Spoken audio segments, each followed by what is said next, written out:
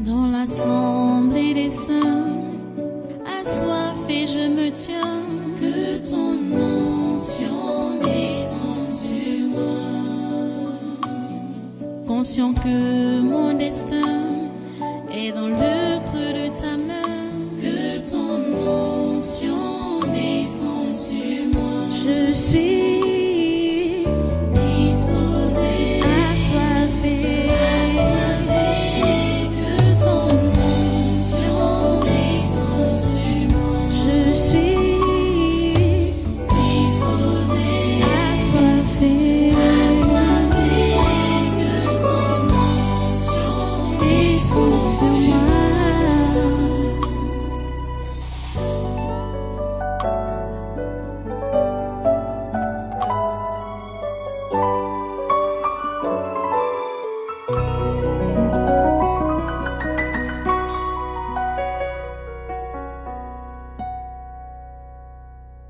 Alléluia.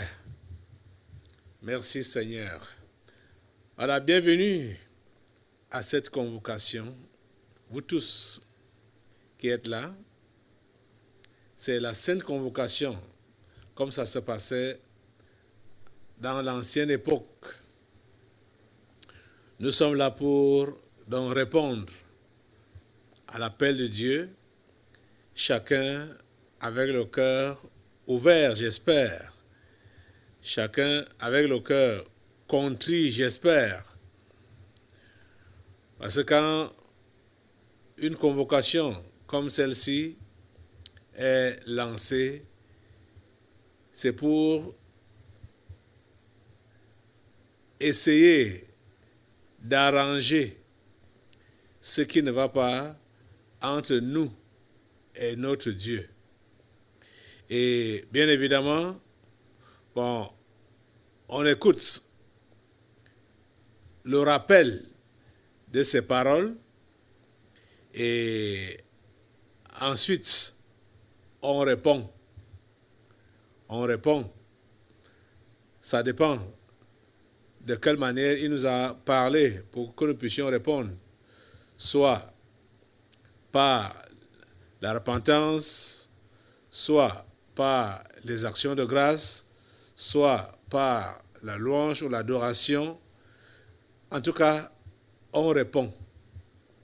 J'espère qu'aujourd'hui, chacun de vous va répondre au Seigneur. Déjà que chacun va entendre son interpellation et répondre.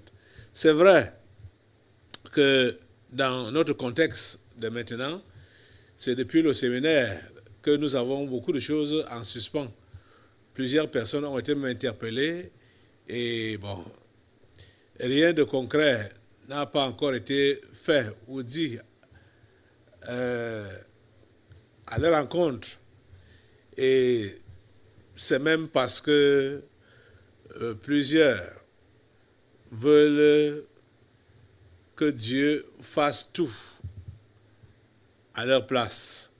Parce qu'en fait, quand nous sommes interpellés par Dieu, on n'a pas besoin d'être encore bousculé avant de faire ce qu'il y a à faire. Par exemple, je vais prendre juste un exemple, comme l'esprit appelé les amendes ou bien les conséquences. En réalité, quand un enfant de Dieu peut être interpellé par un tel esprit, c'est-à-dire moi, à sa place, je ne peux pas avoir de répit sans me rassurer que j'ai la solution de Dieu. C'est-à-dire par rapport à ce genre d'interprétation, que je vais payer les amendes, j'aurai des conséquences. Il y a des conséquences qui sont devant moi. Je ne peux pas rester tranquille sans chercher à arranger cela, sans chercher à faire quelque chose. Mais je suis étonné de voir que plusieurs, ils restent peinards. Au contraire, ils murmurent. Au contraire, ils sont en train d'en vouloir à Dieu, d'en vouloir au pasteur, d'en vouloir même à ceux par qui Cette délivrance-là est passée. Mais vraiment, votre attitude, ça me dépasse. Franchement, ça me dépasse. Ça me dépasse.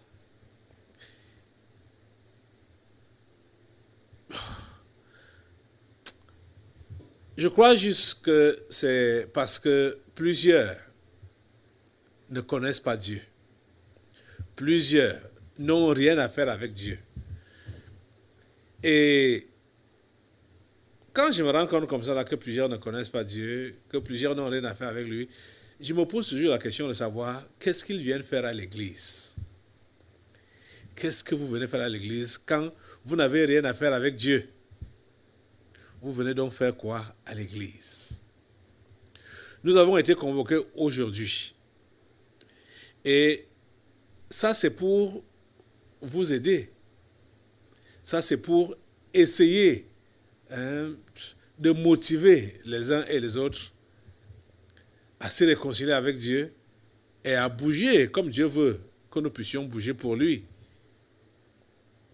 Et quand je priais Dieu par rapport à cet instant et à cette journée, j'aime être honnête. Je sais que plusieurs sont venus là aujourd'hui juste pour venir, pour remplir la formalité. Et c'est que plusieurs vont partir comme ils sont venus, c'est-à-dire sans qu'il y ait un changement en eux. Donc je priais Dieu, je disais à Dieu que Dieu, s'il te plaît, permet que plusieurs puissent vraiment connaître la transformation. Permet que plusieurs puissent vraiment se réconcilier avec toi. Je ne peux pas prétendre de dire que permet que tout le monde puisse s'arranger avec toi. Parce que ce n'est pas possible. Ce n'est pas possible parce que vous ne venez pas là tous avec les mêmes intentions. Ça, je le sais. Donc, je crois que Dieu a écouté ma prière et je crois que tous ceux-là qui seront donc disposés, ils ne vont pas rentrer comme ils sont venus, ils vont rentrer avec du changement. Ok, avant de passer à la prière, parce que nous aurons beaucoup à prier aujourd'hui, tu auras beaucoup à prier. Tu auras beaucoup à prier. Donc, avant de passer à la prière, la première phase, j'aimerais que tu te lèves d'abord pour prendre la parole de Dieu, parce qu'il faut que tu écoutes la parole de Dieu. Elle va préparer ton esprit, te disposer même à la prière. Donc, mets-toi debout pour la lecture de la première parole que nous aurons donc ce matin. Tu vas ouvrir avec moi dans l'évangile de Jean au chapitre 8e. Évangile de Jean, chapitre 8. Nous allons démarrer avec un seul verset. C'est vrai que nous aurons d'autres versets à lire, peut-être même dans le même chapitre. Donc, Jean, chapitre 8, verset 29. Voici ce qui est écrit. Celui qui m'a envoyé est avec moi. Il ne m'a pas laissé seul, parce que je fais toujours ce qui lui est agréable. Prions le Seigneur. Notre Dieu, notre bon Père Céleste, nous te remercions pour ta parole que tu nous donnes ce matin encore et ce jour. S'il te plaît, Père Saint, dispose nos esprits, dispose l'esprit de chacun à ta parole, dispose l'esprit de chacun à ton esprit, dispose l'esprit de chacun à ton conseil. Et s'il te plaît, Seigneur, accomplis ta volonté parfaite dans nos vies en cette journée. Ô Dieu, nous prions que tu interviennes. Ô Dieu, nous prions que tu agisses. Ô Dieu, nous prions pour ton salut. Nous prions que tu sauves. Nous prions que tu restaures. Seigneur, c'est notre prière à toi aujourd'hui. S'il te plaît, viens et rencontre-nous. S'il te plaît, viens et sauve-nous. S'il te plaît, viens et restaure-nous. Nous crions à toi, Seigneur. Merci, parce que tu as permis que nous puissions répondre à cette convocation. Et merci parce que tu ne permettras pas que nous puissions perdre notre temps, que nous puissions perdre cette journée. Merci Seigneur parce que tu nous assistes, tu nous visites, tu nous guéris et tu nous sauves. À toi la gloire, l'honneur et la puissance. Au nom de Jésus-Christ de Nazareth, nous avons prié. Amen. Amen. Prenez place, asseyez-vous dans sa sainte présence. Voilà, vous êtes donc les bienvenus à cette convocation. Voilà, Dieu apprécie que vous soyez là. Voilà les paroles de Jésus que nous venons de lire. Je vais te poser la question de savoir si tu es réellement enfant de Dieu. Es-tu enfant de Dieu? Es-tu l'élu de Dieu? Es-tu ouvrier du Seigneur?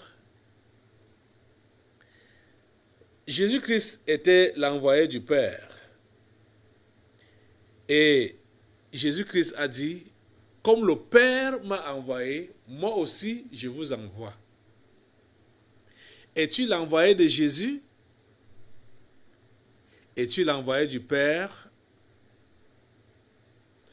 Je sais que certains vont dire, bon, je ne suis pas pasteur, je ne suis pas évangéliste ni prophète, je suis rien. Mais Jésus s'adressait à tous ceux qui disent, qui croient en lui, tous ses disciples, en leur disant que, comme le Père m'a envoyé, moi aussi je vous envoie. Vous devez comprendre que nous avons une mission. Si tu es enfant de Dieu, si tu as donné ta vie à Jésus, il faut comprendre que tu as une mission sur cette terre. Tu es donc l'envoyé de Dieu. Nous n'allons pas œuvrer de la même manière, ça c'est vrai. Bon, peut-être il faut que je reprenne cet enseignement que plusieurs avaient déjà reçu ici sur le ministère d'aide. Parce que c'est dans ce ministère-là que beaucoup sont appelés à travailler dans le ministère d'aide. Ce n'est pas tous qui sont appelés pour être pasteur, pour être prophète, pour être évangéliste, pour être docteur. Ce n'est pas tous qui sont appelés à cela. Mais tout le monde est appelé. Tout le monde est appelé. Et la plupart ou la majorité sont ceux qui sont appelés à aider les autres dans leur ministère. Le ministère d'aide, c'est là qu'on trouve beaucoup d'appelés dans le ministère d'aide. Et déjà, quand on dit qu'on est chrétien, on est enfant de Dieu, on doit donc déjà avoir cela dans la tête, que nous sommes appelés au ministère d'aide. Je vais un peu citer les différents domaines dans lesquels on peut aider rapidement comme ça. Bon, celui qui chante à la chorale, par exemple, aide à ce niveau-là, aide l'ensemble du ministère dans le domaine de la chorale. Les huissiers, par exemple, les intercesseurs, par exemple, et les moniteurs ou les encadreurs des enfants ou des jeunes, par exemple. Voilà les balayeurs ou l'entretien, les agents d'entretien, sécurité, ça c'est le ministère d'aide. Donc, et vous voyez donc que n'importe qui doit se retrouver quelque part pour aider. Et il y a d'autres qui sont même dans le ministère d'aide, mais ne sont pas, c'est pas conventionnel. C'est-à-dire, ils ne sont pas connus dans un département quelconque de l'Église. Mais à cause de leur engagement, ils peuvent faire ce ministère d'aide, je dirais, à la sourdine, loin des regards des gens, loin des regards des uns et des autres.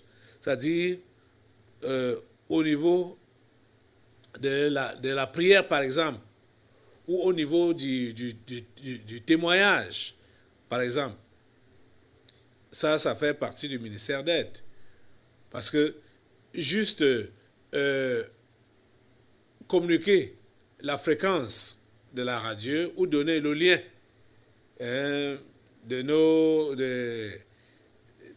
des différents programmes qu'on a dans les réseaux sociaux, c'est un ministère d'aide que tu es en train de faire là. C'est-à-dire tu donnes le lien, c'est un ministère d'aide. Donner la fréquence, c'est un ministère d'aide. Dire à quelqu'un de venir écouter la parole à l'église, c'est un ministère d'aide. Parce que je vous l'avais déjà enseigné que le salut d'une seule âme a connu beaucoup de contributions. Une seule âme. Donc pour qu'une seule âme soit sauvée, il y a beaucoup de contributions. Ce n'est pas une seule personne qui travaille pour qu'une âme soit sauvée. Non. Une seule personne ne peut pas conduire une âme au Seigneur. Si peut-être c'est au niveau, c'est à ton niveau que cette personne-là décide de s'engager pour Jésus, ce n'est pas à ton niveau que ça a commencé. Cette personne a eu des gens qui ont prié pour elle depuis longtemps. Depuis longtemps. Cette personne a eu des gens qui ont eu à lui parler depuis longtemps. Parce que vous devez comprendre que tout ce qui est fait au nom du Seigneur n'est pas en vain. Non. Ce n'est pas en vain. Donc, pour qu'une âme soit sauvée, il y a beaucoup de contributions. Et toutes ces contributions-là, on appelle ça ministère d'aide. Donc, c'est chacun qui aide à ce qu'une âme soit sauvée. Soit dans la prière, soit dans l'évangélisation, le témoignage, soit dans la contribution financière, soit, ça dit, tous les aspects qu'on peut citer, comme ce que j'ai déjà eu à citer là, ça fait partie du ministère d'aide. Et chaque vrai enfant de Dieu devrait donc être engagé dans ce travail, c'est-à-dire dans le ministère d'aide. C'est la raison pour laquelle chacun est donc appelé à vivre comme Dieu le demande, à être un vase d'honneur. Chacun est appelé à être un vase d'honneur, propre pour son maître, propre et prêt à être utilisé pour son maître. Un vase d'honneur. Et la Bible nous fait comprendre que c'est celui-là qui se conserve pur. Il y a des différents vases. Il y a les vases en argent, en or, des vases en bois, ainsi de suite. Mais la Bible dit que si quelqu'un se conserve pur, celui-là sera un vase d'honneur que le maître va donc utiliser pour son service. C'est de ça qu'il est question. Il n'utilise pas seulement les vases en or ou les vases en argent, mais il peut utiliser également les vases en bois ou les vases en terre, en argile. La seule condition est de se conserver pur. C'est de ça qu'il est question. Es-tu donc envoyé du Seigneur? J'essayais donc de vous parler comme ça pour vous faire comprendre que vous ne serez pas envoyé ou vous n'êtes pas envoyé du Seigneur seulement quand vous êtes pasteur ou quand vous avez un titre au niveau de l'église. Non. Vous êtes envoyé du Seigneur juste parce que vous avez donné votre vie à Jésus et vous êtes impliqué dans le ministère d'aide. C'est de ça qu'il est question. C'est de ça qu'il est question. Ok. Jésus a dit, vous savez, quand Jésus était venu et il a commencé son ministère, les gens qu'il a appelés, comme les Pierre, les Jean même, dont on vient de lire l'évangile maintenant là, les Matthieu et consorts, ceux-là avec Jésus, faisait à ses côtés le ministère d'aide. Vous comprenez? C'est ça qu'ils étaient en train de faire. Et c'est même, la Bible nous dit clairement que quand il y avait beaucoup qui le suivaient, et il a décidé de choisir 12 pour qu'ils soient toujours avec lui. Et c'est ces 12-là qu'il envoyait. C'est ces 12-là qui le servaient. Et dans l'équipe de Jésus, on voit qu'il y avait également des femmes qui ne prêchaient pas, mais qui étaient en train de servir pratiquement. C'est-à-dire avec, soit pour préparer, laver les habits, machin. Donc, en fait, les femmes étaient là pour rendre aussi des services au Seigneur. Et on a vu que quand il devait aller prêcher quelque part, il envoyait d'abord certaines personnes, ces hommes qui étaient avec lui, qu'il a donc appelés apôtres. Apôtre n'est pas un titre honorifique. Apôtre, ça veut juste dire envoyer.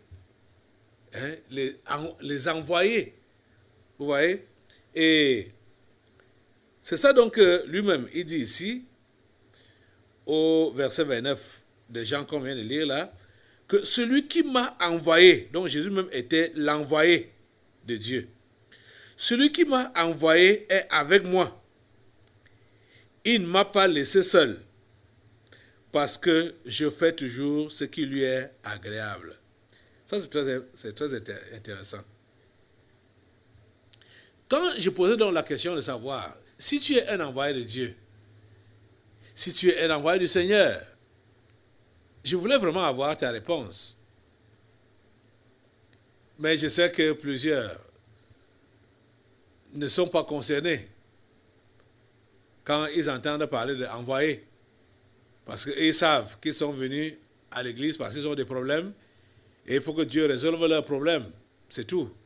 Ils sont venus à l'église parce qu'ils sont malades, ils veulent la guérison. Ils sont venus à l'église parce qu'ils sont pauvres, ils veulent la bénédiction. Ils veulent que Dieu change leur situation, change leurs conditions. Mais si il t'est arrivé un jour que tu puisses te convertir vraiment, comprends que tu t'es converti pour être envoyé. Tu t'es converti pour être envoyé.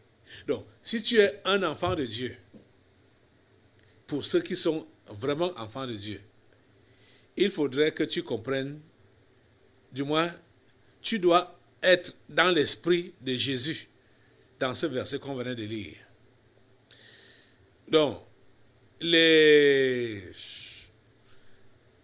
l'état dans lequel tu as l'habitude de te trouver, ou l'état dans lequel tu es même, tu te trouves ces derniers temps, c'est-à-dire un état de découragement, un état où tu sens que Dieu n'est pas avec toi, que tu es seul, que tu es abandonné, que tu es négligé, les regards de Dieu ne sont pas sur toi. Quand tu as ce genre d'impression-là, tu dois comprendre clairement que tu ne fais plus ou tu ne fais pas ce que tu es appelé à faire. Ou bien tu as oublié ce que Dieu a fait de toi, c'est-à-dire l'envoyer. Je vais relire. Ayez votre Bible ouverte dans ce verset. Il dit, celui qui m'a envoyé est avec moi. Vous comprenez? Le Seigneur Jésus ne nous envoie pas seuls. Dieu ne nous envoie pas seuls. Quand il nous envoie, il est avec nous. Quand il nous envoie, il est avec nous. C'est-à-dire, j'aimerais vraiment me rassurer que toi, à qui je parle maintenant là, tu sais qui tu es. Tu sais que tu es envoyé de Dieu. J'aimerais avoir cette assurance-là. Parce que si tu sais que tu es envoyé de Dieu, parce que tu as été sauvé par lui, tu dois comprendre qu'il ne t'envoie pas seul. Il ne t'envoie pas seul. Celui qui t'envoie est avec toi. Il est avec toi. Et il est obligé d'être avec toi. Pourquoi? Parce que lui-même, il sait que tu ne peux pas t'en sortir seul. Alors, ceux-là qui disent donc qu'ils sont enfants de Dieu et qui se sentent seuls, est-ce que tu sais réellement en qui tu as cru? Est-ce que tu sais réellement qui tu es? Est-ce que tu sais réellement qui est donc ton Père? Celui qui m'a envoyé est avec moi. Celui qui m'a envoyé est avec moi. Il ne m'a pas laissé seul. Enfant de Dieu, comment est-ce que tu peux avoir un sentiment de solitude? Comment est-ce que tu peux te sentir abandonné? Comment est-ce que tu peux te sentir cheminer seul, comme si Dieu n'était pas là avec toi, comme si celui qui t'envoie n'était pas là avec toi? Comment tu peux avoir ce sentiment-là? Comment tu peux avoir ce sentiment-là? Ce sentiment-là ne devrait pas exister chez un vrai enfant de Dieu. Le sentiment de solitude, le sentiment d'abandonner, le sentiment de misérable ou de misère. Tu ne devrais pas avoir ce sentiment-là. Tu ne devrais pas avoir ce sentiment-là, je t'assure. Jésus est notre modèle. Jésus est notre exemple. Vous savez, comme Dieu l'a envoyé et Dieu a été avec lui, je l'ai déjà dit, c'est comme ça que Jésus nous a parlé aussi. Comme le Père m'a envoyé, moi aussi je vous envoie. Comme le Père m'a envoyé, moi aussi je vous envoie. Et dans Matthieu, au chapitre 28, avant de monter au ciel, il a dit clairement ces paroles que je vais vous lire. On va revenir. Ne quittez pas sur Jean 8, on va revenir là. Mais Matthieu 28, voici ce que Jésus-Christ dit. Oh Seigneur, ouvre l'esprit à tes enfants. Matthieu 28, à partir du verset 18.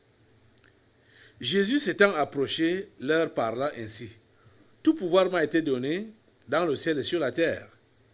Allez, faites de toutes les nations des disciples, les baptisant au nom du Père, du Fils et du Saint-Esprit, et enseignez-leur à observer tout ce que je vous ai prescrit. Et voici, je suis avec vous tous les jours, jusqu'à la fin du monde. Et voici, je suis avec vous tous les jours, jusqu'à la fin du monde. Jésus n'a pas dit qu'il est avec nous de temps en temps. Jésus n'a pas dit qu'il est avec nous quand on passe un merveilleux culte, quand on passe une merveilleuse adoration. Il a dit qu'il est avec nous tous les jours, jusqu'à la fin du monde. Un vrai enfant de Dieu doit le savoir. Ce n'est pas une histoire de sensation ou de sentiment. Ce n'est pas une histoire imaginaire. C'est un fait. C'est un fait. Jésus a dit, et Jésus ne fait pas de fausses promesses. Il ne fait pas de fausses promesses. Ce qu'il a dit, il le fait. Ce qu'il a dit, il accomplit. Il a dit, voici, je suis avec vous tous les jours, jusqu'à la fin du monde. Vous voyez comment il nous rassure, parce que son Père a fait la même chose avec lui. Il dit, celui qui m'a envoyé est avec moi. Il ne m'a pas laissé seul. Je vais continuer dans les commentaires, dans les explications de ce verset que Jésus-Christ a dit. Pourquoi est-ce que le Père était toujours avec lui? Pourquoi le Père ne l'a pas laissé seul? Et je vais donc te dire ce qui fait à ce que toi, qui as été enfant de Dieu, tu puisses avoir donc le sentiment de solitude, le sentiment d'abandonner. Pourquoi est-ce que tu vas te sentir seul? Seul dans cette vie, seul dans ce monde. Pourquoi? Je lis maintenant entièrement le verset. Celui qui m'a abandonné, pardon, celui qui m'a envoyé est avec moi. Il ne m'a pas laissé seul. Pour quelle raison? Parce que je fais toujours ce qui lui est agréable. Voilà. Vous pouvez donc comprendre maintenant. Pourquoi est-ce que vous allez vous sentir seul? Pourquoi est-ce que vous allez vous sentir abandonné? Quand vous ne faites pas ce qui est agréable à Dieu. C'est là que vous vous sentez seul. C'est là que vous vous sentez abandonné. C'est là que vous vous sentez ignoré. Quand vous n'êtes pas dans la volonté de Dieu. Là, vous ne sentez plus sa présence. Là, vous vous sentez abandonné. Et c'est clair. Hein? Vous le serez. Parce que vous n'êtes pas dans sa volonté. Vous ne faites pas sa volonté. Vous ne faites pas ce qui lui est agréable. Donc, vous êtes donc en train de comprendre que un enfant de Dieu n'a pas raison de se sentir seul ou abandonné. Et s'il a donc ce sentiment-là, qu'il est seul ou abandonné, cela veut dire simplement qu'il n'est plus dans la volonté de Dieu. Et en ce qui vous concerne, je sais que plusieurs parmi vous, ça fait même depuis fort longtemps qu'ils se sentent abandonnés, qu'ils se sentent seuls. Pourquoi est-ce que vous vous sentez abandonné? Pourquoi est-ce que vous vous sentez seul? C'est parce que vous n'êtes plus dans la volonté de Dieu.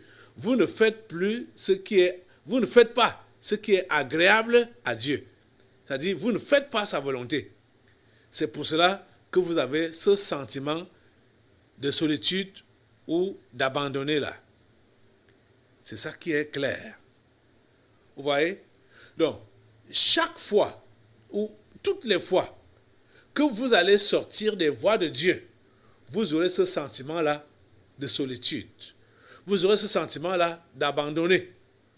Vous aurez ce sentiment-là d'être seul quand vous n'êtes pas dans la volonté de Dieu.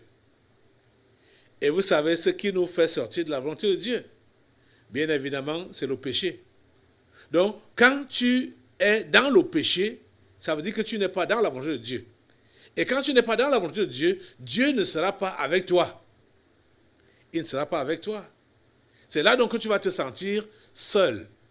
Parce que Dieu ne supporte pas la saleté. Il ne supporte pas la saleté. Vous comprenez ça? Il ne supporte pas la saleté. Donc, enfant de Dieu, qui se sent donc seul, au lieu de continuer à accuser Dieu, parce que je sais que plusieurs parmi vous là, quand vous avez ce sentiment de solitude là, quand vous avez ce sentiment d'être abandonné, quand vous avez ce sentiment de bagarrer seul, la tentation est de dire que Dieu m'a abandonné. C'est ça. Dieu m'a abandonné, Dieu n'est plus avec moi.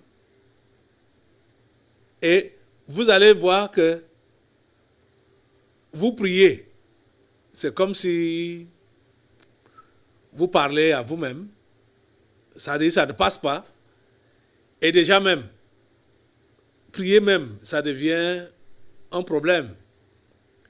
ça devient un problème, une bagarre, une réelle bagarre. Pourquoi?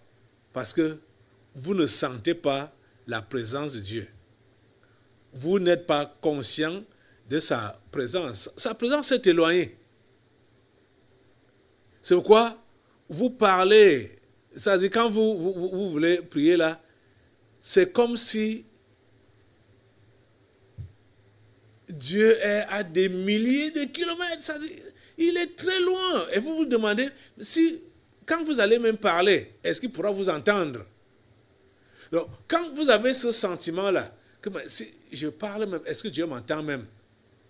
Est-ce que Dieu me voit?